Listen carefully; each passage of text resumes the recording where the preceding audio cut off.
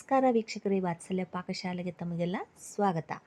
ಇವತ್ತು ನಾನಿಲ್ಲಿ ಕಡಲೆಬೇಳೆ ಉದುರು ಉಸುಳಿನ ಎರಡು ರೀತಿಯಲ್ಲಿ ನಿಮಗೆ ಮಾಡಿ ತೋರಿಸ್ತಾ ಇದ್ದೀನಿ. ಈಗ ಇಲ್ಲಿ ಕಡಲೆಬೇಳೆನ ನೆನೆಯೋದಕ್ಕಿಟ್ಟಿದ್ದೀನಿ.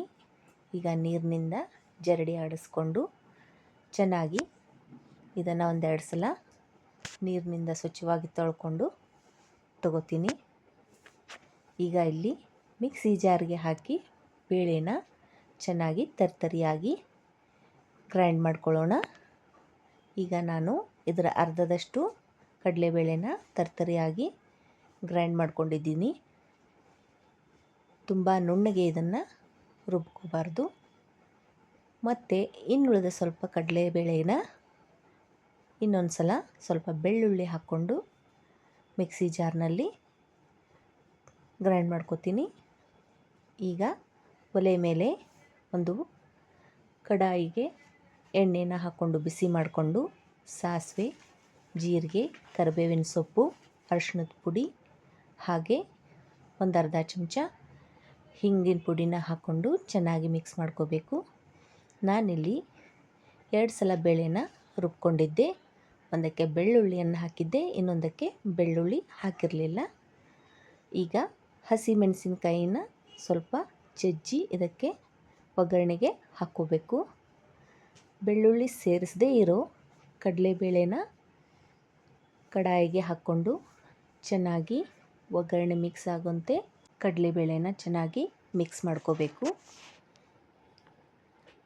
ತಳ ಹಿಡಿದಂತೆ ಇದನ್ನು ಚೆನ್ನಾಗಿ ಮಿಕ್ಸ್ ಮಾಡಿಕೊಂಡು ಒಂದು ಲಿಡ್ನ ಕ್ಲೋಸ್ ಮಾಡಿ ಇದನ್ನು ಒಂದು 2-3 ನಿಮಿಷಗಳ ಕಾಲ ಬೇಯೋದಕ್ಕೆ ಬಿಡಬೇಕು. ಈಗ ಇಲ್ಲಿ 3 ನಿಮಿಷ ಆಗಿದೆ. ಇದಕ್ಕೆ ರುಚಿಗೆ ತಕ್ಕಷ್ಟು ಉಪ್ಪು ಹಾಗೆ ಸ್ವಲ್ಪ ರುಚಿಗೆ ಸಕ್ಕರೆನ ಸೇರಿಸಿ ಚೆನ್ನಾಗಿ ಮಿಕ್ಸ್ ಮಾಡ್ಕೋಬೇಕು. ಉಪ್ಪು ಸಕ್ಕರೆನ ಮಿಕ್ಸ್ ಮಾಡ್ಕೊಂಡ ನಂತರ ಇದನ್ನು ಮತ್ತೆ ಲಿಡ್ನ ಕ್ಲೋಸ್ ಮಾಡಿ ಸ್ವಲ್ಪ ಬೇಯಿಸ್ಕೊಳ್ಬೇಕು. ಈಗ ಇದು ರೆಡಿಯಾಗಿದೆ. ಹಾಗೆ ಮತ್ತೆ ಇನ್ನೊಮ್ಮೆ ಕಡಾಯಿಗೆ ಎಣ್ಣೆನ ಹಾಕ್ಕೊಂಡು ಎಣ್ಣೆ ಬಿಸಿ ಆದಮೇಲೆ ಸಾಸಿವೆ, ಜೀರಿಗೆ, ಅರಿಶಿಣದ ಪುಡಿ, ಕರಿಬೇವಿನ ಸೊಪ್ಪು ಹಾಕ್ಕೋಬೇಕು. ನಂತರ ಇಲ್ಲಿ ನಾನು ಅಚ್ಚ ಖಾರದ ಪುಡಿನ ಒಗ್ಗರಣೆಗೆ ಹಾಕ್ತಾಯಿದ್ದೀನಿ. ಹಾಗೆ ನಾವು ಬೆಳ್ಳುಳ್ಳಿ ಹಾಕ್ಕೊಂಡು ರುಬ್ಕೊಂಡಿರೋ ಕಡಲೆಬೇಳೆನ ಇದಕ್ಕೆ ಹಾಕ್ತಾಯಿದ್ದೀನಿ. ರುಚಿಗೆ ತಕ್ಕಷ್ಟು ಉಪ್ಪು ಸಕ್ಕರೆನ ಸೇರಿಸ್ಕೊಂಡು ಒಗ್ಗರಣೆ ಎಲ್ಲ ಚೆನ್ನಾಗಿ ಮಿಕ್ಸ್ ಮಾಡ್ಕೋಬೇಕು.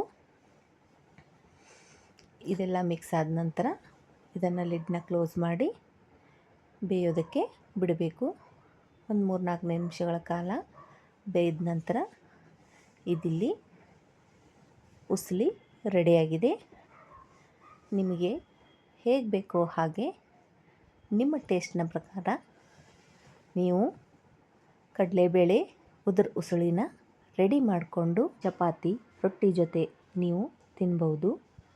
ಇದಕ್ಕೆ ಮೇಲೆ ಕೊತ್ತಂಬರಿ ಸೊಪ್ಪು ಹಾಗೆ ಹಸಿ ತೆಂಗಿನ ತುರಿನ ಕೂಡ ನೀವು ಸೇರಿಸ್ಕೋಬೋದು. ತುಂಬ ರುಚಿ ಕೊಡುತ್ತೆ. ಈ ಡಿಶ್ನ ನೀವು ಟ್ರೈ ಮಾಡಿ.